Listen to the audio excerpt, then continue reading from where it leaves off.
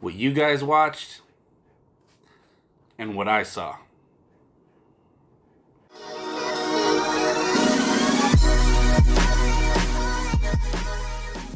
What is going on, Geeky Gun guys and gals? You guys have been asking for another movie review, and it couldn't have came at a better time. So let's just jump right into it. Hamilton is a Broadway play that is set in the mid to late 1700s. Just kidding. Great musical though. Today we're talking about Netflix's new movie, The Old Guard.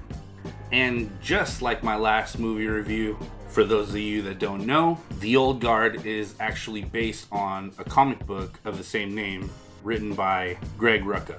So the movie is about a group of immortals, and I say immortals with quotations because they can die, they just don't know when. But it follows Andy, Booker, Joe, and Nikki, and the newest addition, Niall. And of course, the bad guy wants to profit off of their immortality and tries to capture them. You guys saw the movie. Oh, hey, and spoiler alert. The rest of this video is a spoiler review, so hopefully you watched it. So the movie was directed by Gina Prince Bythewood, and she did a great job.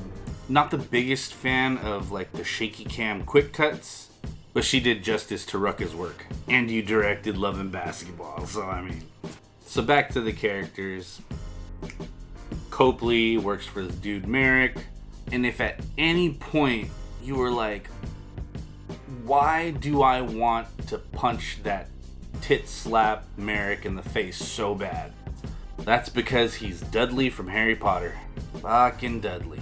So Andy's the oldest in this ragtag group of immortals. She's like 6,000 years old, which puts her at like 4,500 BC. Joe and Nikki fought each other in the religious wars of the Crusades. And Booker is the youngest, and he's from the Napoleonic era. And Niall, the newest addition, is a Marine from today.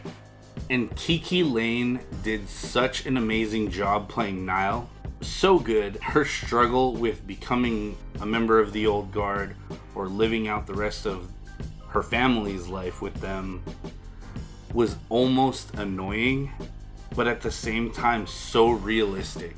Like, what would you do in that situation?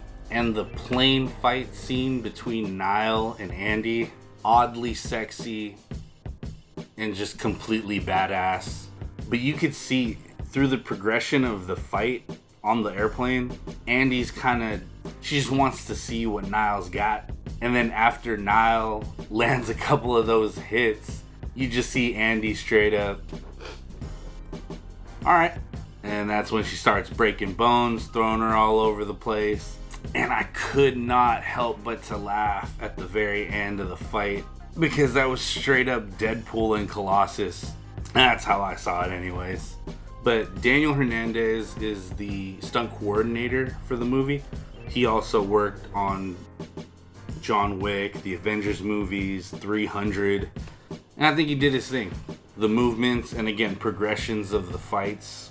Also, I'm gonna say this is straight up scene for scene, the entire movie from the comic books. Most of the stills, camera angles, and even the script straight up from the comic books. And I absolutely love that. The best rendition, I would have to say, of a movie that's based on a comic book. Stayed super true, and everything was just so accurate. And I highly suggest reading the comic books after watching the movie, otherwise it'll give so much away. And I'll link to those in the description. And actually issue 1 is free on Amazon, so check that out. But straight up, Joe and Nikki have to be my absolute favorite characters in the movie. Their relationship, both on and off the battlefield, is out of this world. Like when they're fighting together, just Nikki would throw a dude back to Joe and he would like finish him off, or I don't know. Their fighting styles together, the chemistry, so good. And in the back of the armored vehicle, when Joe was explaining his relationship with Nikki to the asshole that was like, oh, is he your boyfriend? That speech, if that's not true love, man. Anyways, hopping into some of my dislikes about the movie. which aren't a lot, but I never thought I'd ever say this.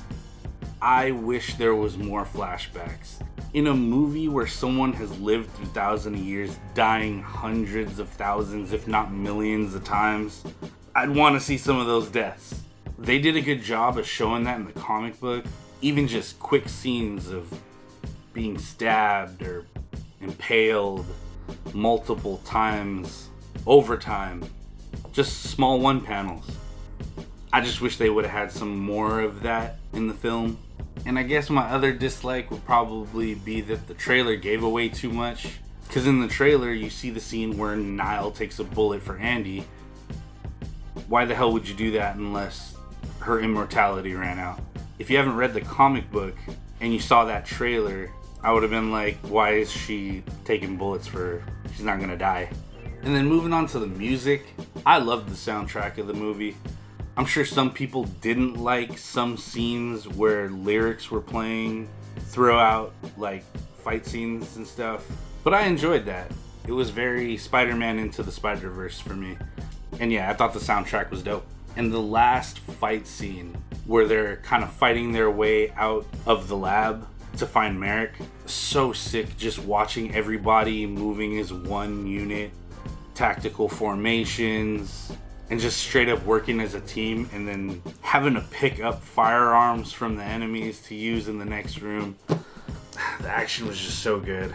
And the part where everybody stood up and clapped, I'm sure, when Nile just Goldberg spears Merrick out that window, which is funny because earlier in the movie, in the plane, she said she wasn't jumping out of a plane.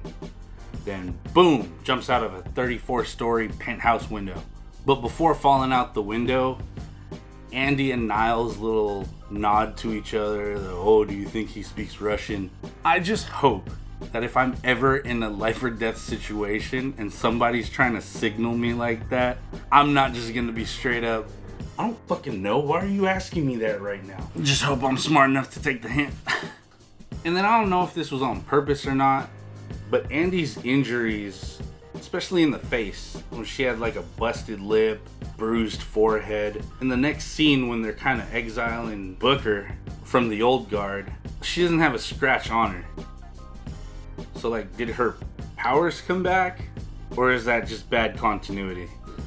And then lastly, I guess what you can consider a after credits, pre-credits. Anyways, it's the return of Quinn. And for whatever odd reason, they changed her name from the comic book. But anyways, the chick that was drowning in the Iron Maiden down at the bottom of the ocean. Somehow she got out and she finds herself in Booker's apartment. And Booker is the only one out of the old guard, other than Nile, of course, who Quinn has not met yet. And she says so in the end. It's finally nice to meet you. But oh, I can't wait for a sequel. Great action, comic book based, pays true homage to the source material. I'm gonna give it a 8.5, maybe even a 9. I mean, it wasn't perfect, but it was still really, really good. And I know my gun guys watching are getting nervous because it's towards the end of the video. No, I didn't forget about you. Now for the weapons. So Andy rocks like some sort of Amazonian battle axe. Super badass. Which is kind of like the symbol for the old guard. But again, man, Joe and Nikki, love those guys. Joe rocks that curved Middle Eastern sword called a scimitar. So badass. Just wipes it on that dude's pants after he killed him. And then Nikki, of course, being on the opposite side of the Crusades, uses the long sword. And I think that's so sick that they have the weapons from like their eras as their primary like melee weapons. Just good writing. And there was a butt ton of guns. You have the HK USP, HK 45, HK G36. Man, Netflix really likes their HKs. Glock 19. And it was actually pretty dope to see a micro-roni in a film. It's nice to see that that gun's getting some cinema love. And of course the IWI Tavor. And an MP7 that Nikki takes from a dude and hands to Joe in a very unsafe way. But they're immortal, so I'll give it to him. And how badass was it that the first shot that you hear in the entire movie was a collat? Like, Nicky just waited for that other dude to walk behind that first security guard and just bam, 2 for 1. He'd be so raw in Call of Duty. And for symbolism, in the very beginning when Andy first meets up with Booker after taking like a year-long break, she gives him a first edition of Don Quixote. And for those of you that don't know, Don Quixote is a story about a super wealthy dude who reads all these books about chivalry and knighthood and decides one day to just become a knight. And he's kind of living in this fantasy world, going out and like saving people, and it kind of blurs the lines between sanity and insanity, life and death. And in the end, he loses a big battle where he has to put the whole adventure life behind him and just grow old, and he regrets wasting his time on those silly adventures. Come to find, after he passes away, his actions changed more lives than he thought. And even till today, towns are fighting over where Don Quixote was originally from. Sound familiar? I just thought that was a really good nod, or like foreshadowing for the storyline of the movie. So for the would you rather. And seriously think about this, but if you were Niall, what would you do? Would you rather go back home, live the remainder of your family's life with your family, or would you rather blindly join this team of immortals or people that are just like you to help save the world for the greater good? Let me know down in the comments. And also, let me know what you thought of the movie yourself. What were your favorite parts? What didn't you like about the film? Go ahead and use whatever your favorite weapon from whatever time period to gingerly tap that like and subscribe button. And I'll see you in the next one. Don't forget, don't be a dick. Be a blessing.